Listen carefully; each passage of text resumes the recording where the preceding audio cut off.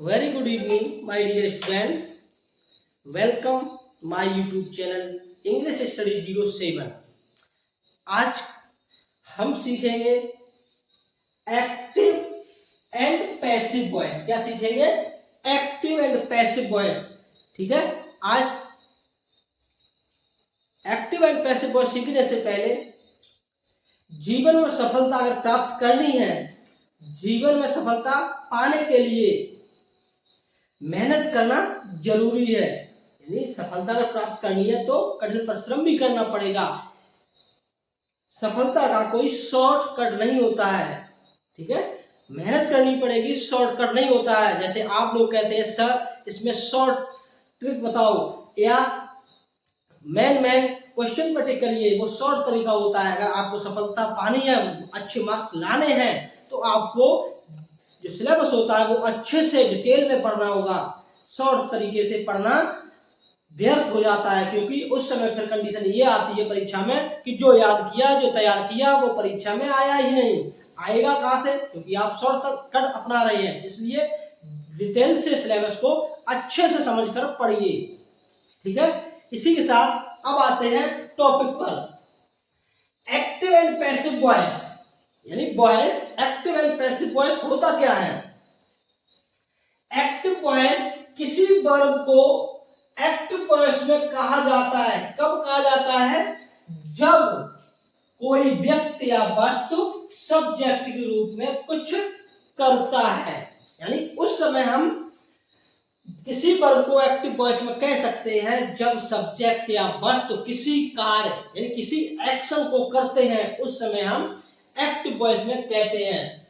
जैसे आई write a letter, मैं एक पत्र लिखता हूं, तो यहां सब्जेक्ट क्या है? आई। जो सब्जेक्ट आई है वो कुछ करता है, कुछ कार्य करता है। I write a letter, he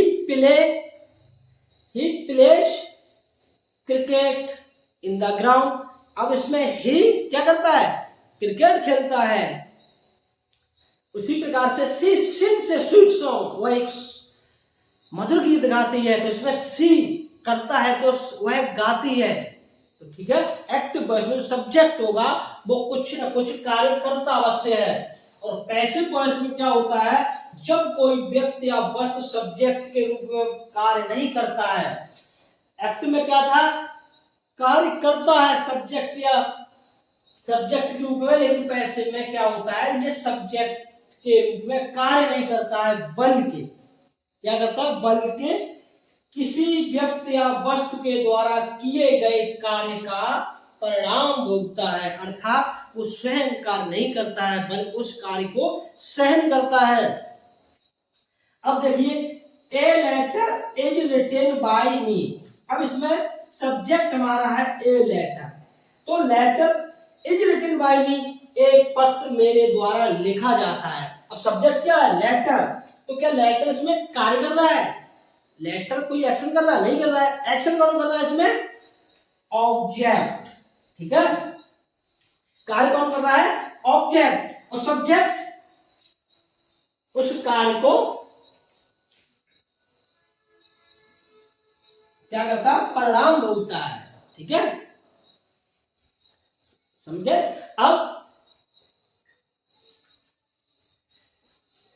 example समझिए। यही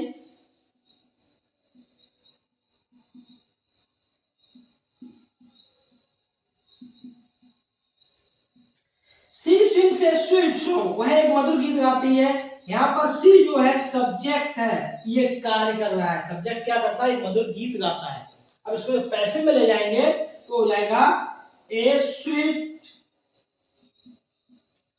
song is sung by her। अब इसमें सब्जेक्ट क्या हो गया? ए स्वीट सॉन्ग। अब ये सॉन्ग है जो वो कार्य करता नहीं है, बल्कि क्या करता है? उस कार्य को भोगता है, परिणाम उसका भोगता है, यानी सहन करता है। और इसमें कार्य करने वाला हमारा ऑब्जेक्ट है। तो इस तरीके से एक्टिव से पैसिव वॉइस क्लियर हुआ। एक्टिव में क्या होता है? सब्जेक्ट स्वयं कार्य करता है, और पैसिव में सब्जेक्ट स्वयं कार्य करता नहीं है, बल्कि उस कार्य का परिणाम भोगता है या फिर उसको सहन करता है। ठीक है, एक्टिव से पैसिव 8 टेंसेस की बनती है। कितनी की बनती है? 8 टेंसों की बनती है। ठीक है, जिन 4 टेंसेस की पैसिव नहीं बनती है वो present perfect continuous, past perfect continuous, future continuous और फ्यूचर परफेक्ट कंटिन्यूअस। ये 4 जो टेंस होती है इनकी पैसिव नहीं बनती है। शेष जो टेंसेस होती है उन सभी की पैसिव बनती है। ठीक है, अब उसमें भी कंडीशन होती है, ये नहीं कि प्रेजेंट इंडेफिनिट की पैसिव बनती है और किसी ने एग्जांपल आपको दे दिया, ही गोज टू स्कूल, आपने बताया कि प्रेजेंट इंडेफिनिट की पैसिव बनती है और किसी ने पूछ लिया ही गोज टू स्कूल, तो इसकी पैसिव बनाइए, फिर आप कहोगे इसकी पैसिव बनती नहीं है। तो उससे पहले आप ही उस पॉइंट को क्लियर कर दें कि जिस क्रिया का ऑब्जेक्ट ना हो, यानी जिस क्रिया का ऑब्जेक्ट ना हो तो उसकी पैसिव भी नहीं बनती है। तो ये बताना है कि 8 टेंसेस की पैसिव बनती है, उसमें भी कंडीशन होती है कि उसका ऑब्जेक्ट होना अनिवार्य है।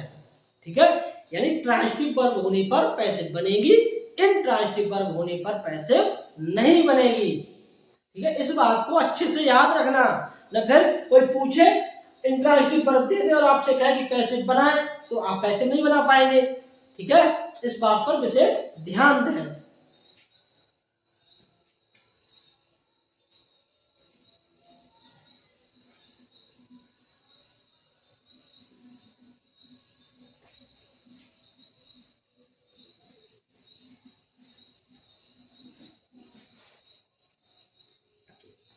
अब देखिए, सबसे पहले आएगा प्रेजेंट इंडेफिनिट टेंस। ठीक है, अब उससे पहले जो मेन पॉइंट है एक्टिव से पैसिव बनाने के, ठीक है, एक्टिव पर्सन क्या होता है? सबसे पहले क्या आता है? Subject, MV, object.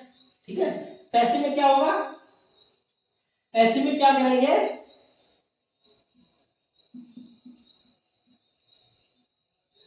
Active voice का ऑब्जेक्ट क्या लेंगे? एक्टिव वॉइस के ऑब्जेक्ट को लेंगे।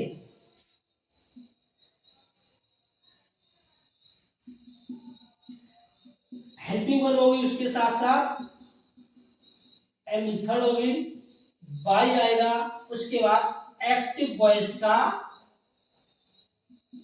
क्या आएगा?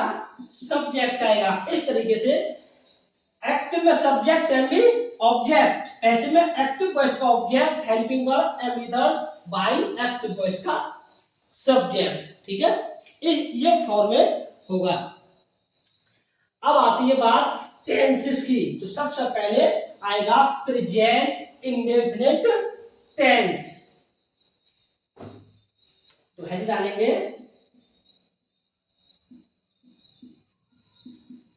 Present indefinite tense.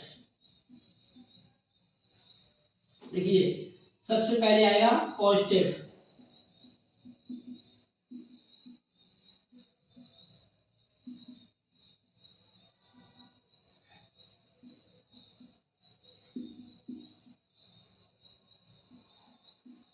Active voice का object plus is am are plus MV third plus by plus active voice का सब्जेक्ट। ठीक है, पैसिव बनाते समय जो 8 टेंसेस होते हैं उन सभी टेंसेस की जो पैसिव बनाएंगे तो एमबी थर्ड का प्रयोग करेंगे, ऑब्जेक्ट से पहले बाई का प्रयोग करेंगे और टेंसेस के अनुसार हेल्पिंग वर्ब बदलती रहेगी। ठीक है, अब देखिए,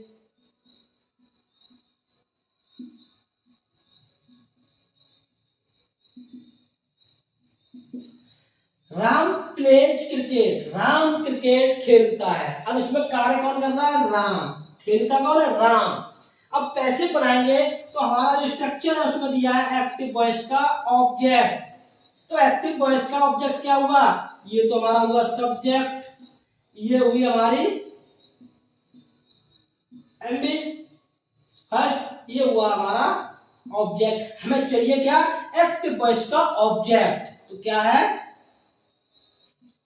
cricket.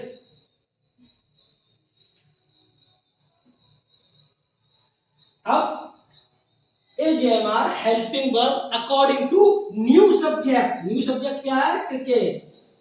Is am method played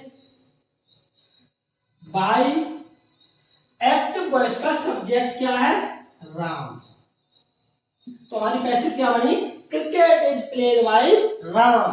cricket Ram के द्वारा खेली जाती है। ठीक है, तो पैसिव क्या बना? Cricket is played by Ram. Next example, Sohan teaching me. ठीक है, सोहन क्या हुआ? Subject, main verb, object. ठीक है, अब हमें पैसिव बनाते समय क्या करना है? एक्टिव वॉइस का ऑब्जेक्ट को ले लेना है। इधर ये ऑब्जेक्ट है तो मी का सब्जेक्ट नॉमिनेटिव केस क्या होता है? आई। आई के अकॉर्डिंग क्या लगाएंगे? इज एम आर में से इज, एम आर में से क्या आएगा? एम। तो आई एम, एम मेथड क्या होगी? Taught. I am taught by Sohan. ठीक है, इस तरीके से हमारा जो एक्टिव वॉइस था उसको पैसिव में बदल दिया। पॉजिटिव से ये अब डालेंगे निगेटिव। निगेटिव में क्या होगा? इज एम आर के बाद नॉट का प्रयोग कर देंगे। किसका करेंगे? नॉट का प्रयोग।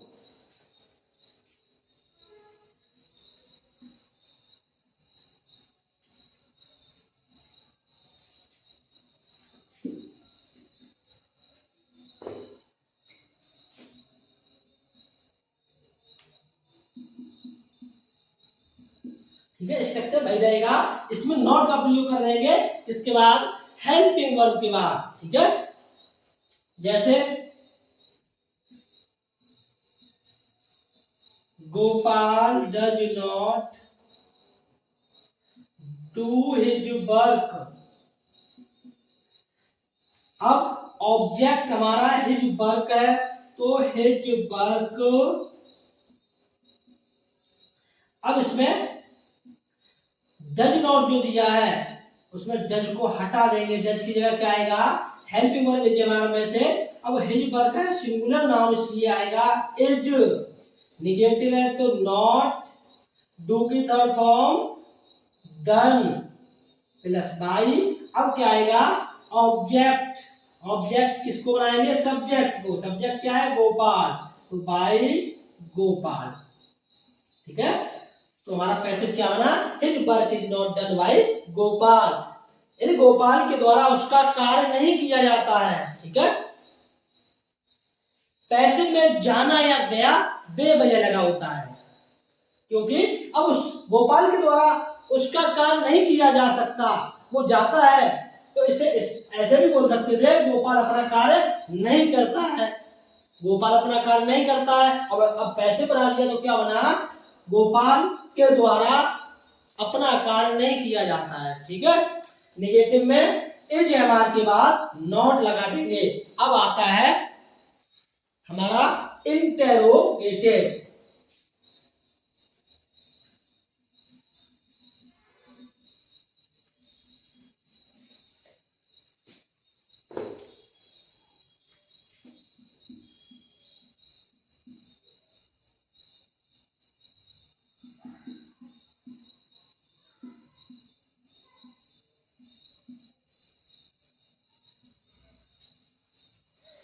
इंटेरोगेटिव में सबसे पहले question word is am are plus active का ऑब्जेक्ट प्लस नॉट, यदि हो तो, अगर नहीं है तो नॉट नहीं लगाएंगे, plus M third plus by plus active voice का जो सब्जेक्ट होता है उसे हम बना देते हैं ऑब्जेक्ट, और अंत में साइन ऑफ इंटरोगेशन अवश्य लगाएं, ठीक है। जैसे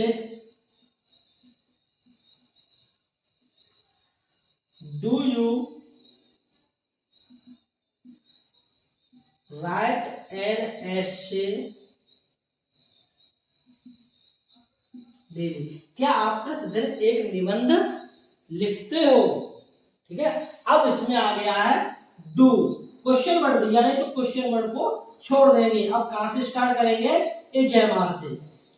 अब एक्टिव वॉइस का ऑब्जेक्ट है एन एस से, और ये डेली जो शब्द दिया है, जो समय और स्थान होता है उसे वही छोड़ देते हैं, तो एन एस से,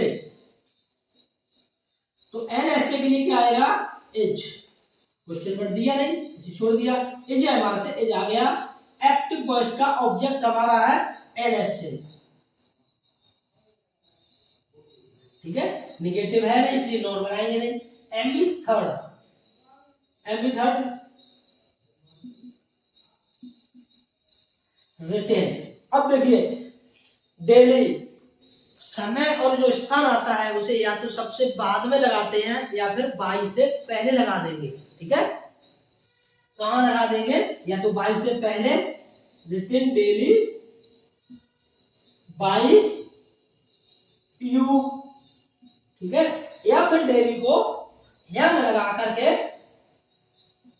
बाय यू डेली भी कर सकते हैं, तो क्या बनेगा, is an essay written by you daily, ठीक है। इसके प्रयोग में ज्यादा अंतर नहीं है, लेकिन अगर दो ऑब्जेक्ट आते हैं, यदि दो ऑब्जेक्ट आते हैं तो उन ऑब्जेक्ट को एक तो सब्जेक्ट बना देंगे, जो एक ऑब्जेक्ट रह जाएगा उसको बाय से बाद आगे नहीं लगा सकती है, उसको हमेशा जो मेन वर्ब होती है उसी के पास लगाएंगे, अर्थात मेन वर्ब और बाय के बीच में, ठीक है, उसको बाय के बाद नहीं लगाएंगे।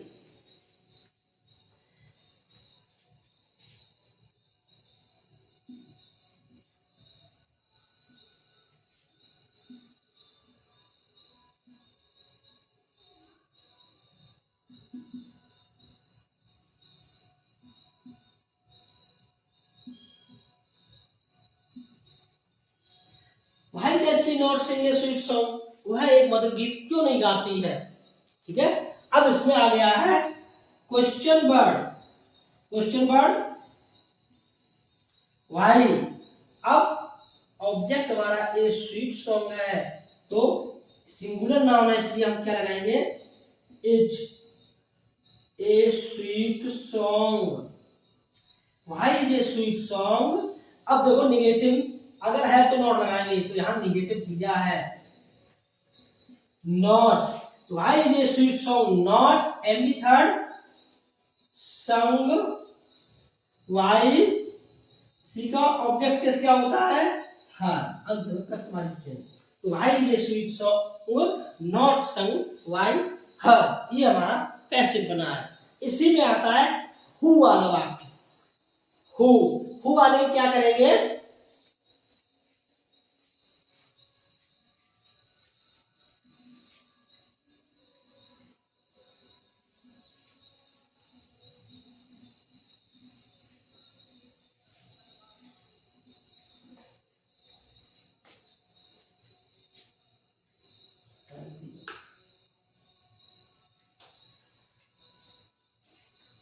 हु वाले में क्या करेंगे, हु प्लस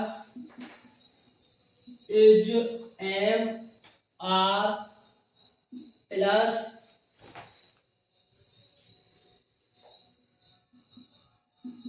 एक्टिव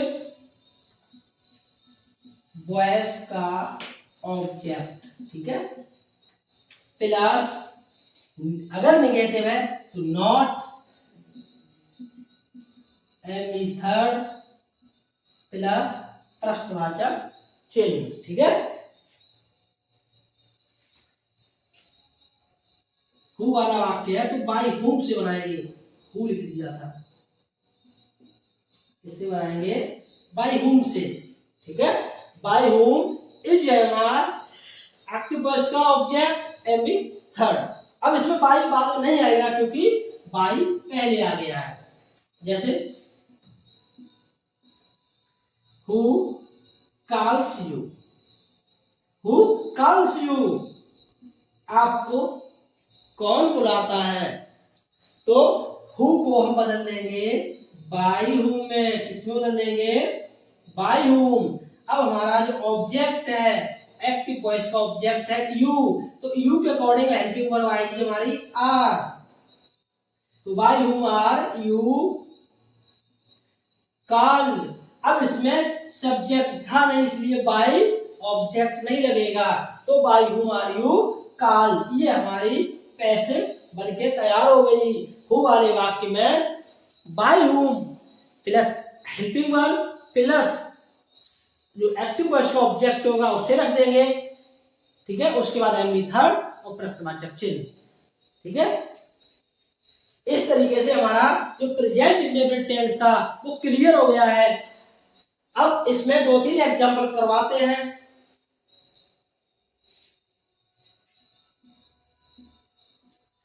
हु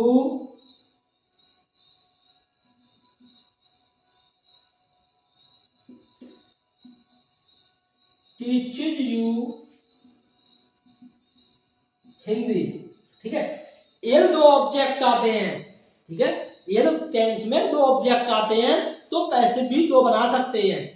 अब देखिए इसमें यू दिया है, हिंदी दिया है, तो इसकी दो पैसिव बनेगी। तो बाय हुम, बाय हुम, ठीक है। अब एक यू है एक हिंदी है, यू को लिया तो यहां होगा आर यू, क्या होगा, आर यू। हिंदी को उठाया तो होगा इज हिंदी, ठीक है। By whom are you, by whom is Hindi, दोनों ऑब्जेक्ट को उठा लिया यहां। अब क्या आएगा, M V third taught, taught. अब इसमें यू को उठाया तो क्या रह गया, हिंदी, ठीक है। By whom are you taught Hindi, प्रश्नवाची चिन्ह। इसमें हिंदी को उठाया तो क्या रह गया, यू, तो टू यू, ठीक है। जब भी प्रोनाउंस होगा तो टू से जोड़ देते इसको, टू यू। तो क्या पैसे बनी, by whom are you taught Hindi, by whom is Hindi taught to you. जिनमें दो शब्द ऑब्जेक्ट होंगे तो दोनों की पैसे बना सकते हैं, ठीक है।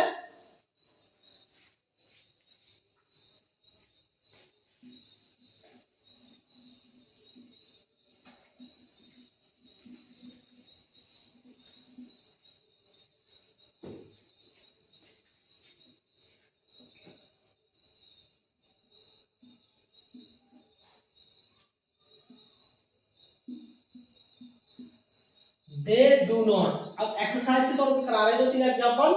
दे डू नॉट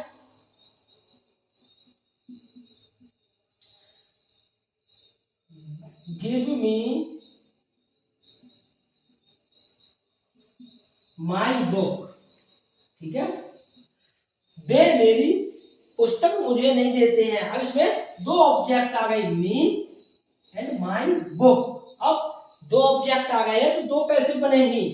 मी को जब इधर उठाया आई हुआ और माई बुक, ठीक है।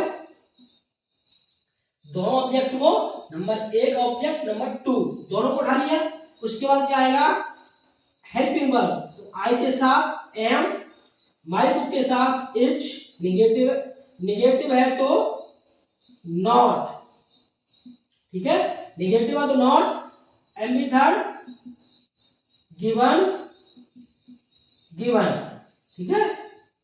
इसमें मी को उठाया क्या रह गया, माई बुक, क्या रह गया, माई बुक।